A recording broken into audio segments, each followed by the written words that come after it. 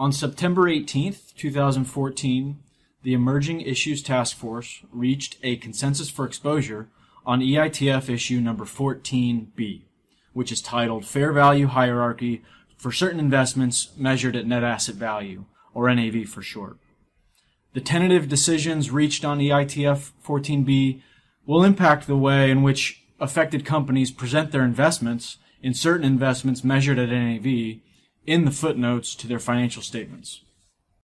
Welcome to the KPMG Podcast on EITF 14B, Fair Value Hierarchy for Certain Investments Measured at NAV.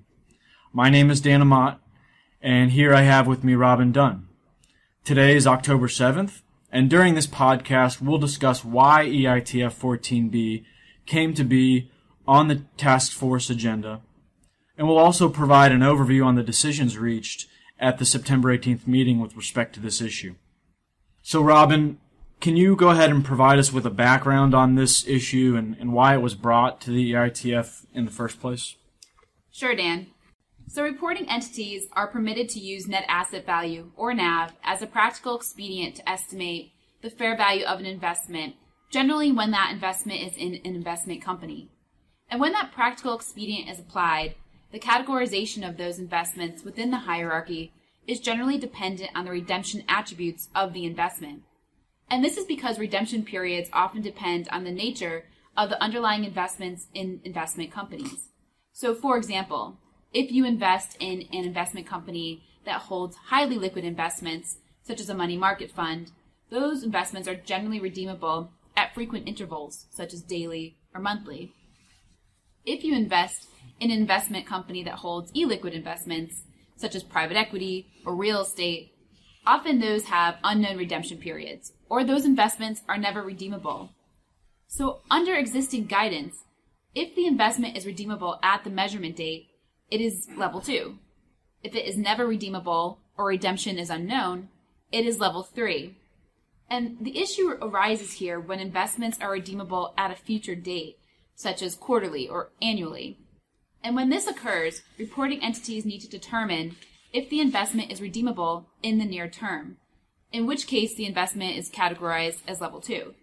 Near term is not defined in Topic 820, and reporting entities have been interpreting near term to mean different things. Some say less than 90 days, others less than 1 year. And this has resulted in diversity in practice. Okay, Robin, so I think I follow you on the background, the type of investments we're talking about here, and I'm familiar with the hierarchy table.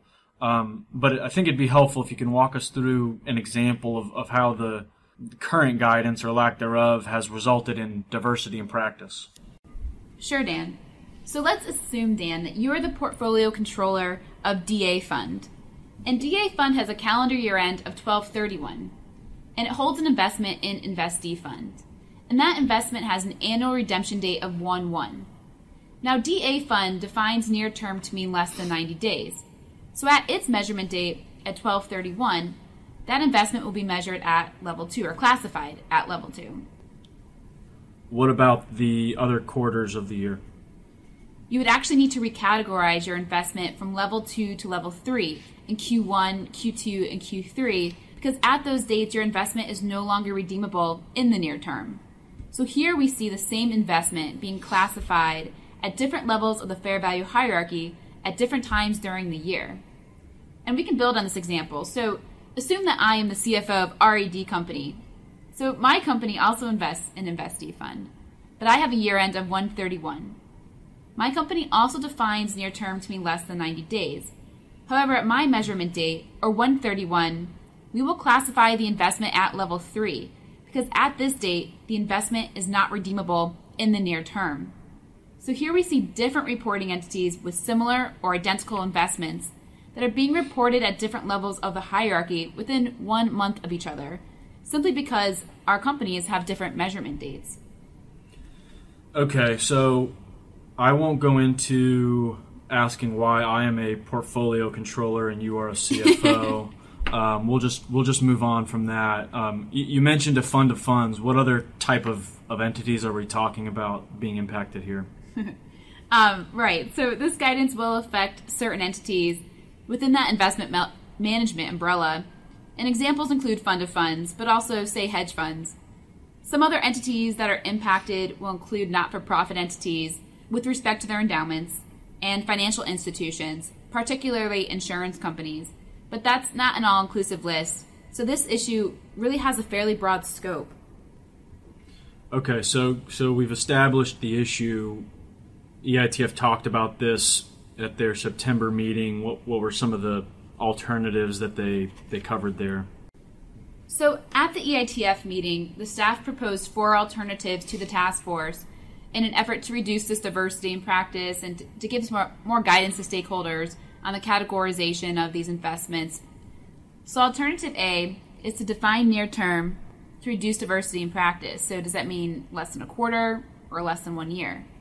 And while this alternative would lead to more consistent practice, it doesn't address primary constituent concerns, which is really illustrated by that last example of DA fund and RED company. Now, alternative B is to require level 2 categorization for investments with at least annual redemptions, and everything else would be level 3. Now, this would reduce diversity in practice, but opponents believe that 1 year is too long, as many factors impact fair value over a given 12-month period, especially provided the time value of money.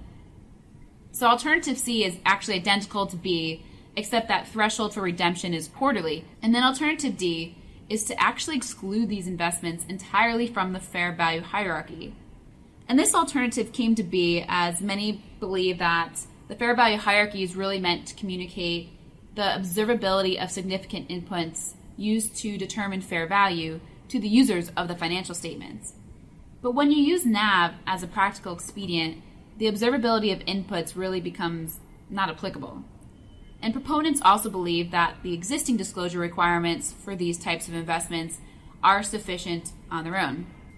Okay, so we've got 4 alternatives. Did they make a decision? What did they end up deciding to go with here? At their meeting, the task force reached a consensus for exposure to exclude from the fair value hierarchy these types of investments. So alternative D was selected. They also decided to propose guidance that would require reporting entities to disclose a reconciling category within the hierarchy or elsewhere in the footnotes of total investments measured at NAV using the practical expedient. So then users would be able to reconcile the hierarchy to the financial statements.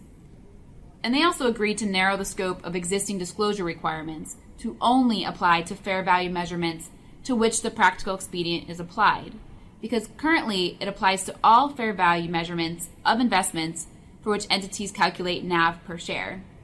And this consensus would propose a retrospective transition approach for all periods presented. So this is a fairly significant change in current practice. That's right, Dan. But many see this as an opportunity to improve financial reporting for these types of investments while eliminating those inconsistencies in practice that we've been seeing. Okay, well, thanks, Robin. I think you did a nice job summarizing here what issue EITF 14B was for our audience and where we're headed here. For more information on this EITF issue, 14B, please refer to our Defining Issues publication, which summarizes the issues discussed and decisions reached at the September 18th EITF meeting. This Defining Issues is available for download at KPMG's Financial Reporting Network website. And thank you for listening.